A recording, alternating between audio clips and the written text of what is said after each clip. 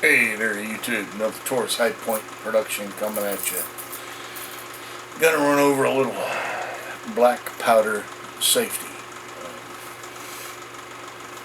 The rules are very similar to that of modern handguns.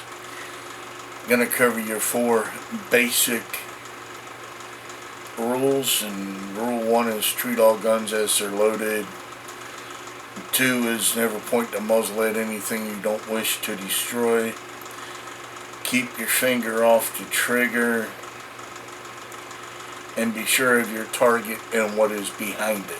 Those are your four basic gun rules that apply to both black powder and modern weapons. Where black powder gets a little different, keeping your powder covered so that no flame or flash could get into it. The same thing with your caps, keeping your caps covered. Maybe keeping the caps separate from the powder.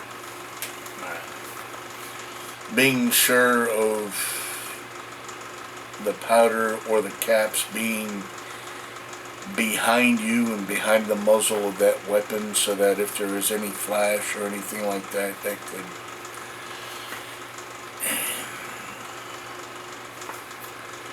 hit the powder and cause it to ignite. I know it sounds kinda commonplace to do this, but there are a lot of people out there that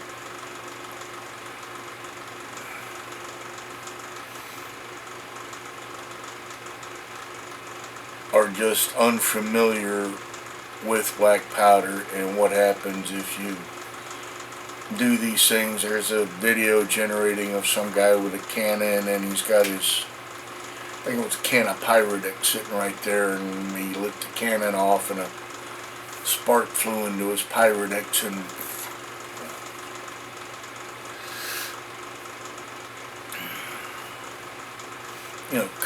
put the lid on it, moved it away from the cannon.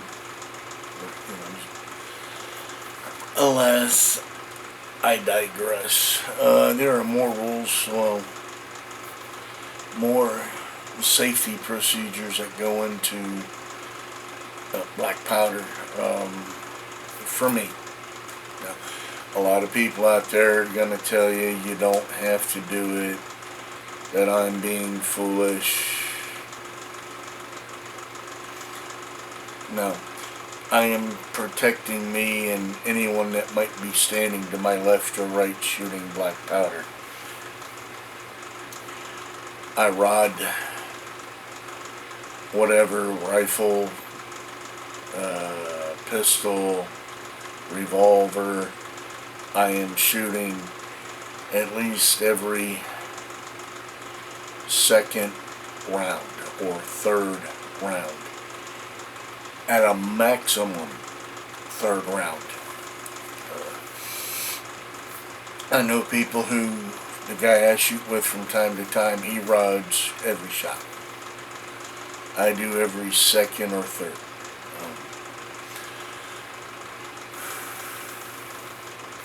First of all, it keeps up with your accuracy. Second of all, it lets you know you've got no hot embers in that barrel. And thirdly, it buys me a little calming time in between shots if I'm starting to get frustrated.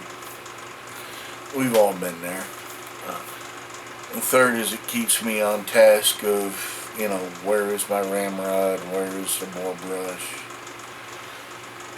And so I don't incidentally leave the rod or the brush in the barrel.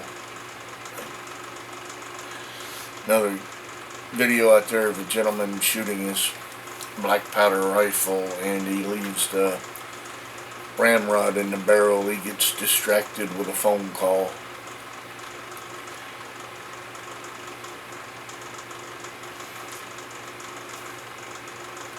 Me, I leave my phone in the vehicle or just shut it off. Those are just my nuances as I'm shooting black powder. Because with black powder, you have to be there in that moment. You know, you have to keep your focus one target at a time. And if that target's reloading and you're on your phone, yeah, stuff happens. Then you gotta try to find new ramrod, yeah, we'll go through all that. But, you know, that's me.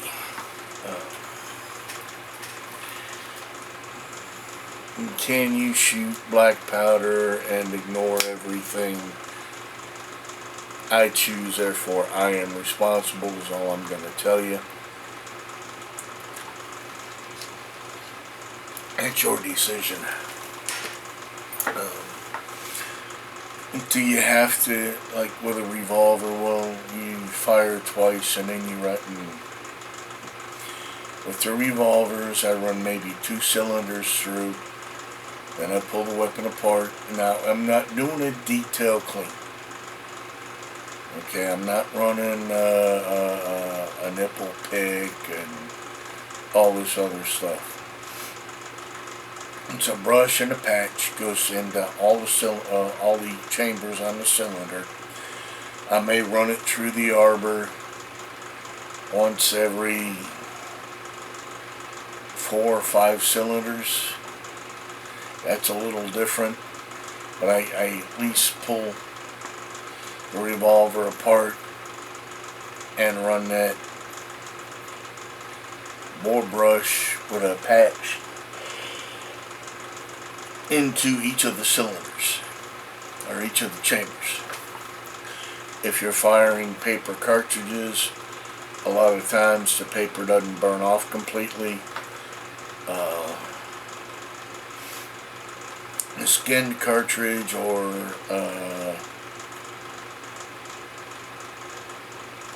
what they call paperless cartridges do better, but I still, even if I'm not using the paper, I still, every second, third cylinder, clean out the cylinder, clean out the chambers on the cylinder, and rod that bore, rod that barrel.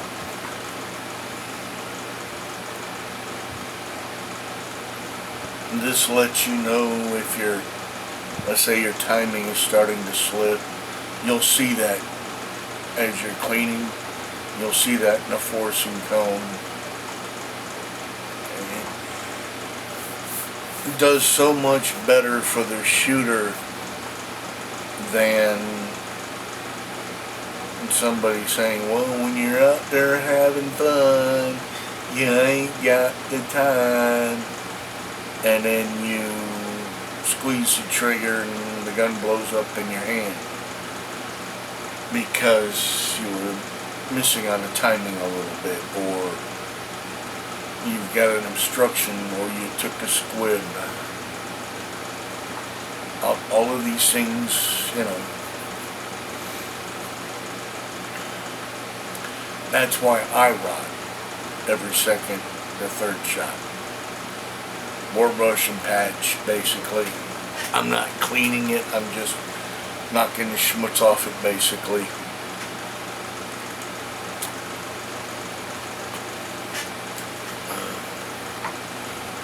Now with the Hawken rifle, occasionally I'll run a nipple pick just to make sure,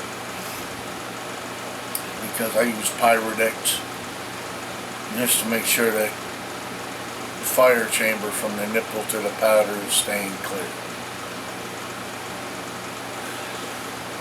And as I said, black powder safety and modern gun safety, they share similar rules, but sometimes with black powder there's these little added nuances that if an accident does happen, you're like, wow, I wish I'd have known it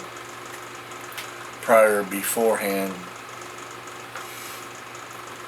But everyone is different. There's some people that get into this and they know to keep the powder covered. They know to keep everything pulled back from the muzzle flash and all that. And some people